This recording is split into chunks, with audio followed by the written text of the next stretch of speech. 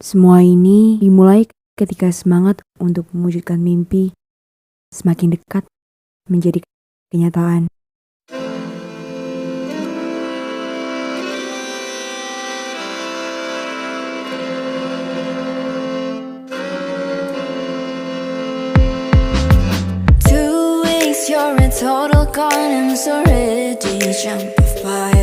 Dunia berubah begitu cepat.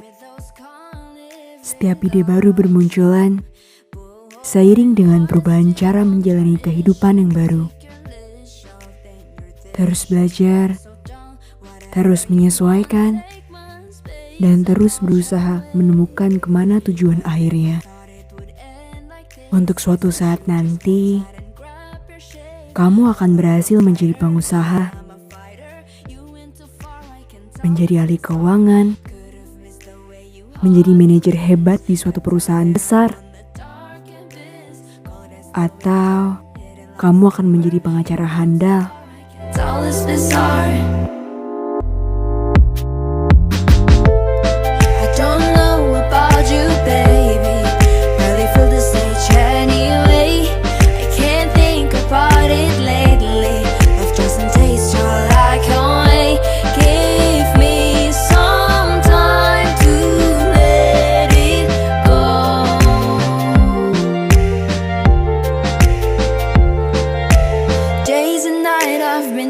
Apapun yang akan kamu pilih, jadilah dirimu sendiri.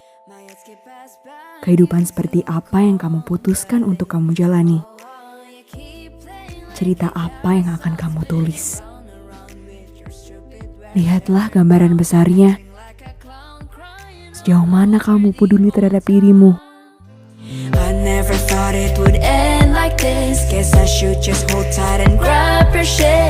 Sejauh mana kamu tahu kekuatanmu?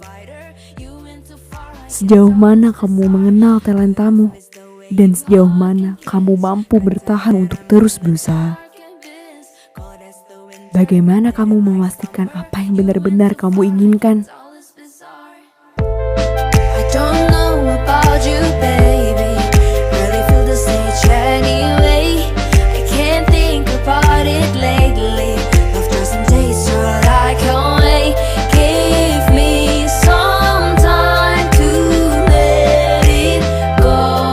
Tempat di mana kamu bebas berkreasi, tempat di mana interaksi begitu hangat dan jujur, tempat yang membuatmu bersemangat dan serasa semua energi berputar di sekelilingmu. Saling memberikan semangat, saling memberikan kesempatan, tidak peduli asalmu dari mana dan bahasa apa yang kamu gunakan.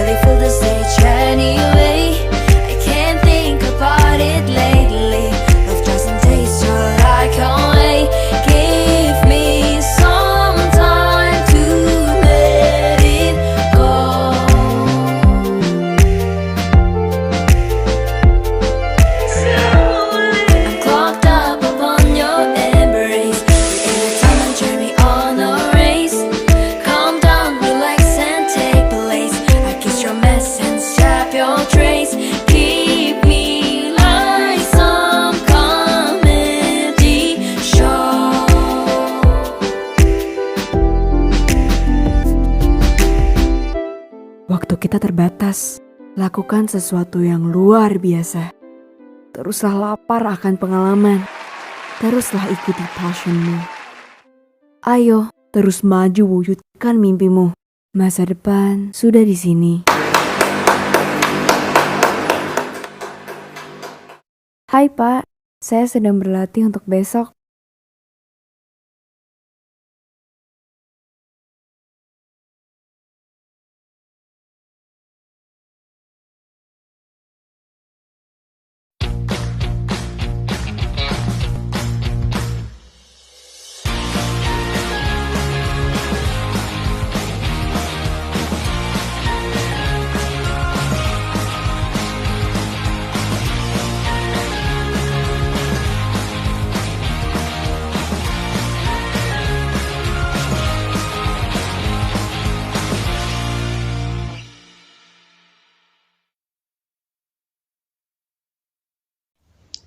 Assalamualaikum warahmatullahi wabarakatuh.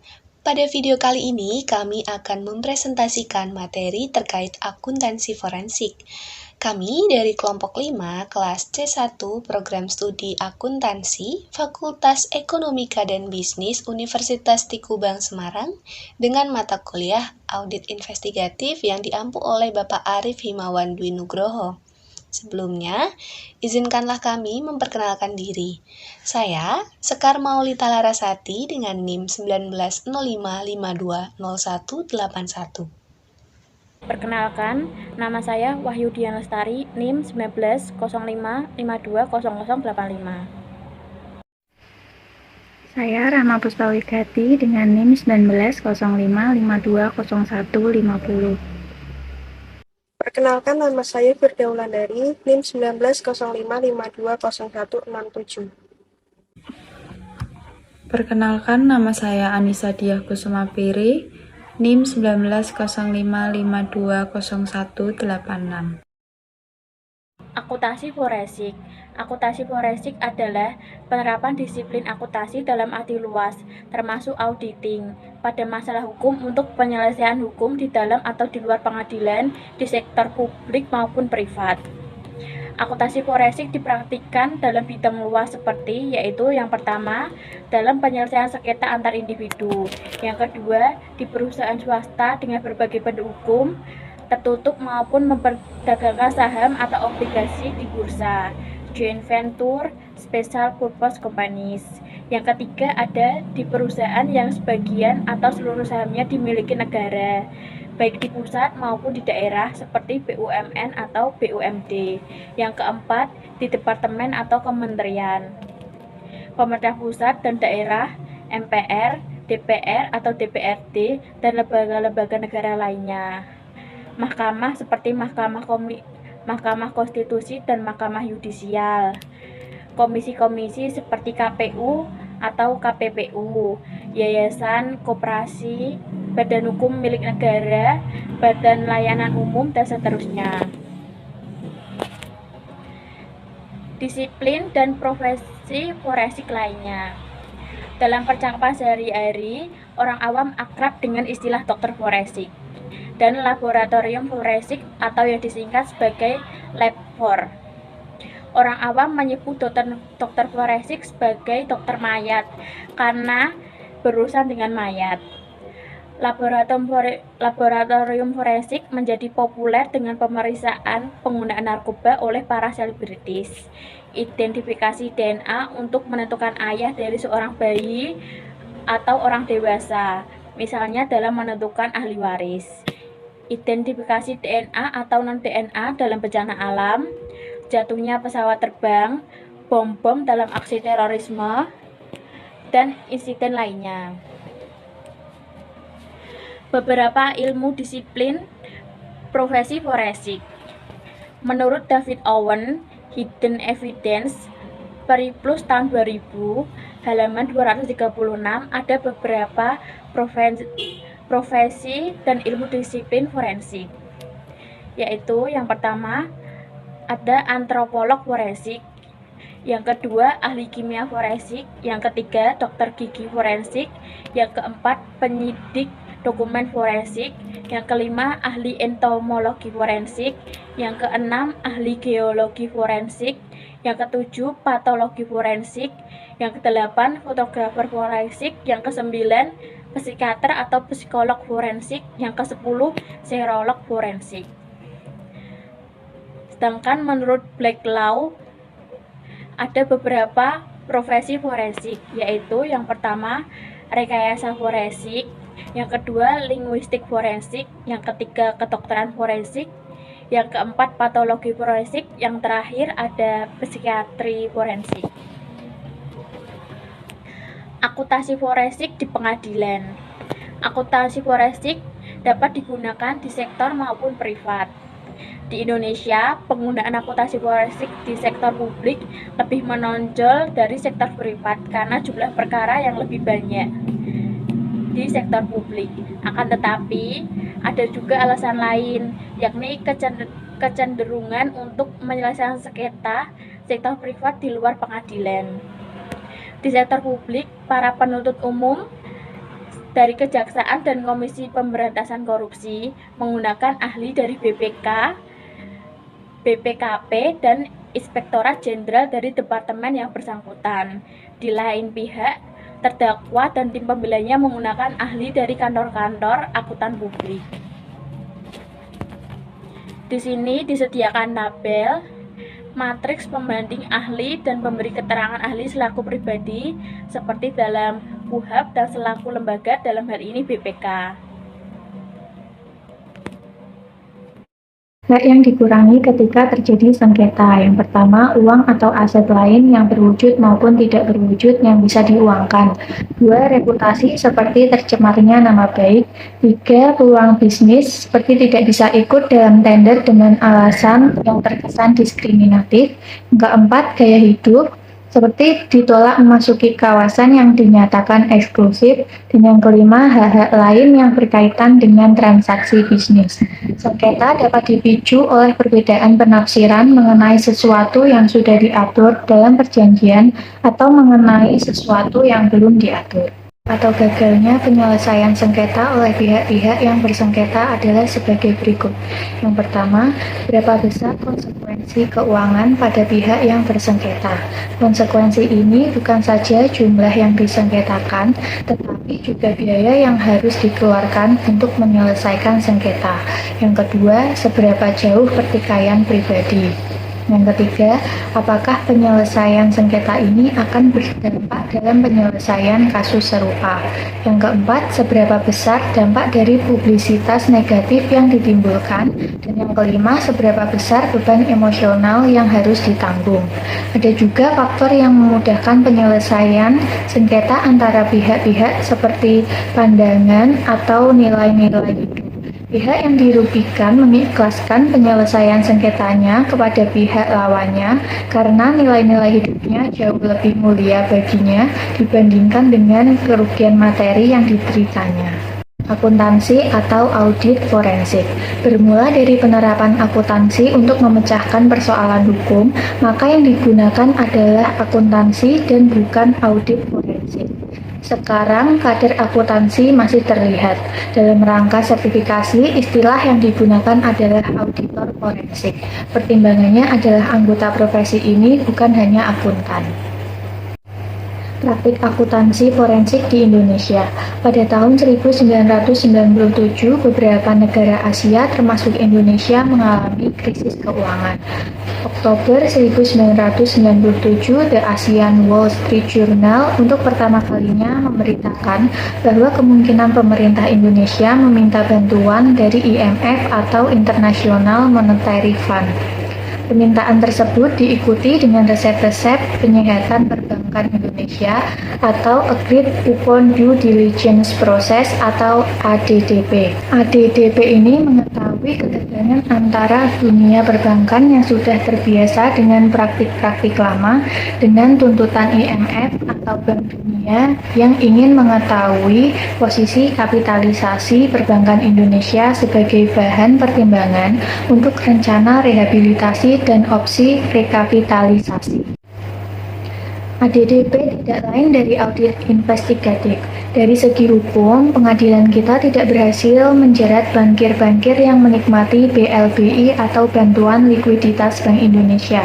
Pengadilan memberikan hukuman kepada beberapa bank Indonesia, namun hal tersebut bukan akuntan forensik yang berperan. Pada tahun 2005 merupakan tahun suksesnya akuntan forensik dan sekaligus sistem pengadilan, karena adanya beberapa kasus yang menonjol dan berhasil diselesaikan.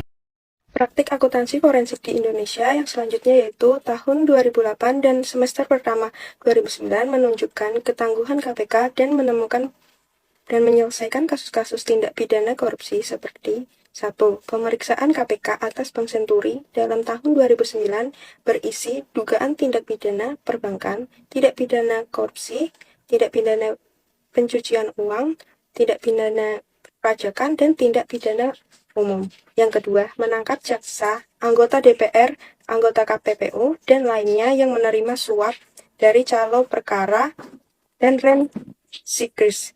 Keberhasilan KPK dan kasus-kasus ini tidak berhubungan dengan akuntansi forensik.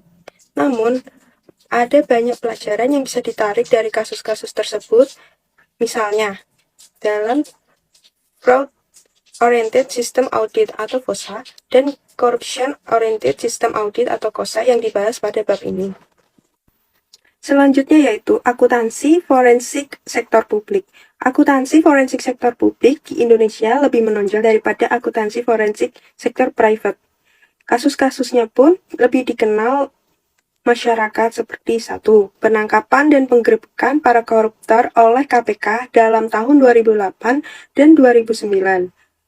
Pengungkapan rekaman percakapan telepon hasil penyadapan KPK di pengadilan seperti kasus Talita Suryani dan Jaksa Urip, kasus A1 Amin Nur Nasution dan Azirwan dan seterusnya. Yang kedua, dalam 2 bulan terakhir di tahun 2009, televisi disuguhi pemberitaan tentang musibah yang menimpa Chandra M. Hamzah dan Bibit sama Trianto. Pengungkapan rekaman percakapan telepon Anggodo Wijojo dengan petinggi kepolisian, kejaksaan, dan pihak lain, sampai penerbitan SOP Surat Ketetapan Penghentian Penuntutan bagi Bibit dan Chandra, dan dugaan keterkaitannya dengan pemeriksaan kasus Bank Senturi oleh KPK. Yang ketiga, di Amerika Serikat, peran Elliot Ness yang menjerat Al Capone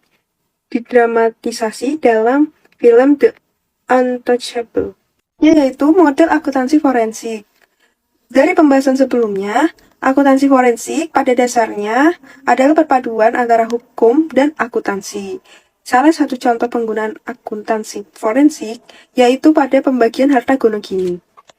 Di sini terlihat unsur akuntansinya, unsur hitung-menghitung besarnya harta yang akan diterima pihak mantan suami dan mantan istri. Dari segi hukumnya, dapat diselesaikan di dalam ataupun di luar pengadilan, secara litigasi atau non-litigasi.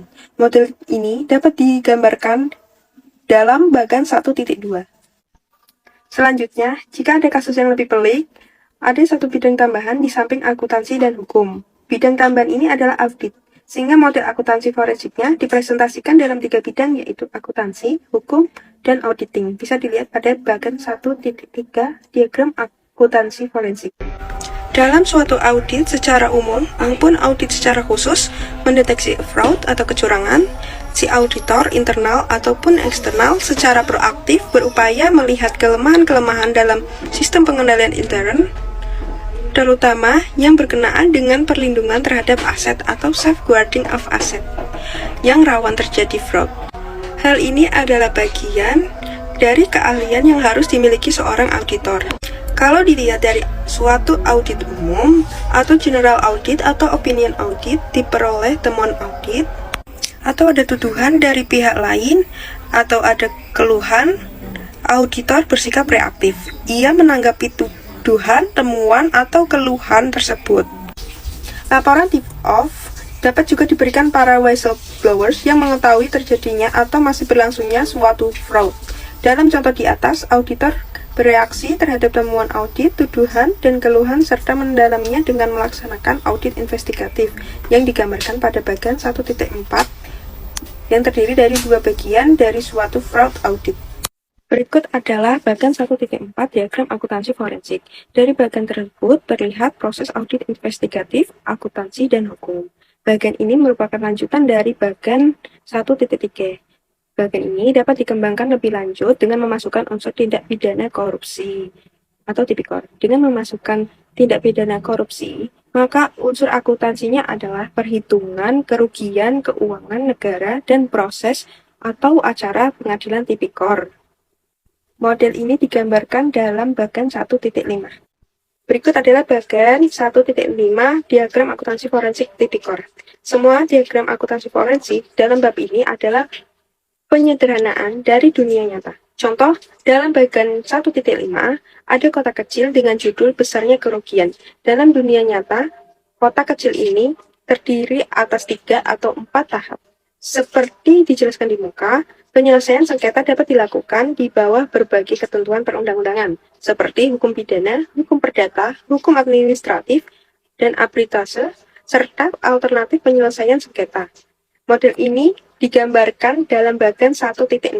Berikut adalah bagan 1.6 diagram akuntansi forensik.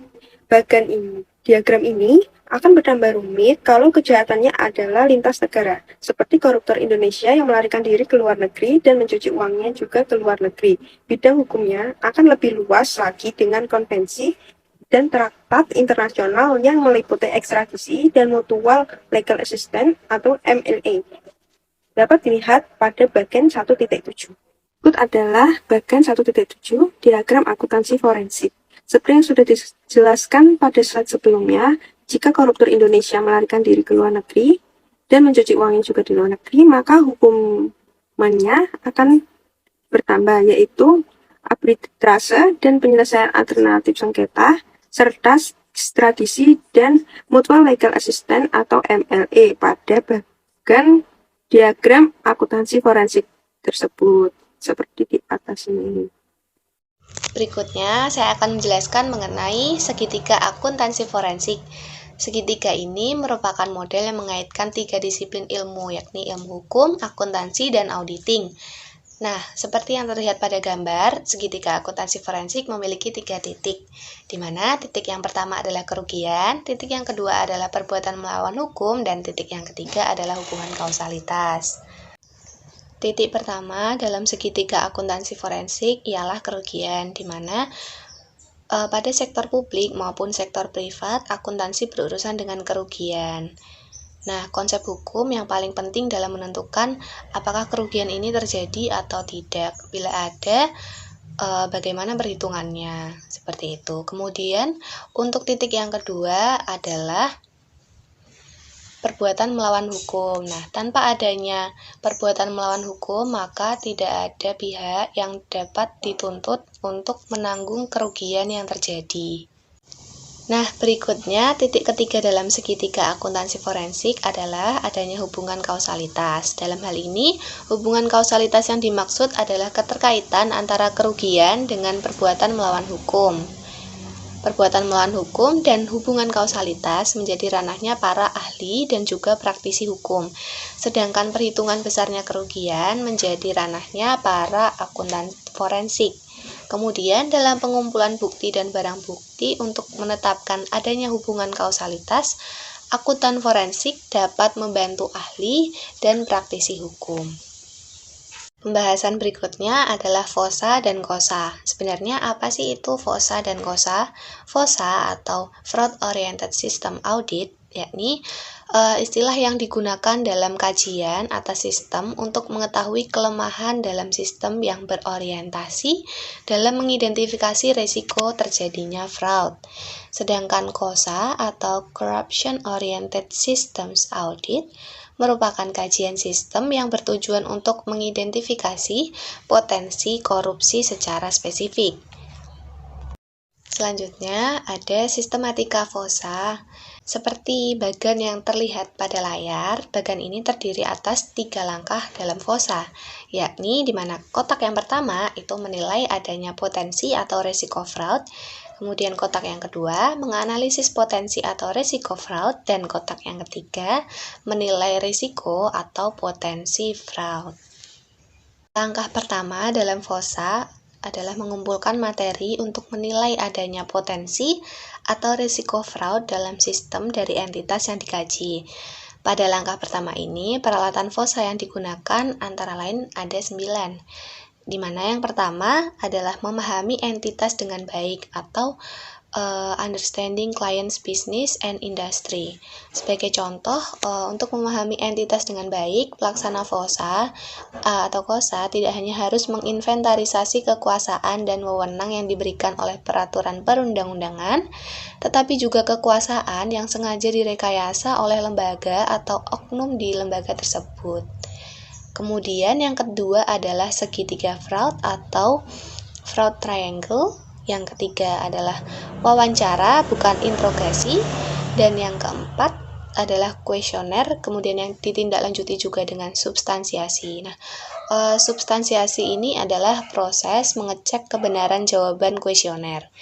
Yang kelima, ada observasi lapangan. Observasi lapangan ini membantu pelaksana bisa melihat bahwa bagaimana entitas memberikan pelayanan kepada publik.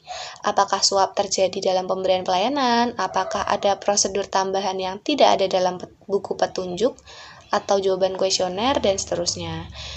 Kemudian yang keenam ada sampling dan timing, yang ketujuh ada titik lemah dalam sistem pengadaan barang dan jasa, yang kedelapan ada profiling, dan yang kesembilan ada analisis data.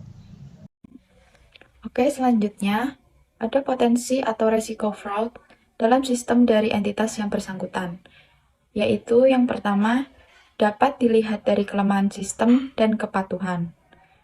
Istilah sistem yang digunakan yaitu ada yang menggunakan sistem pengendalian intern dan ada juga yang menggunakan istilah governance.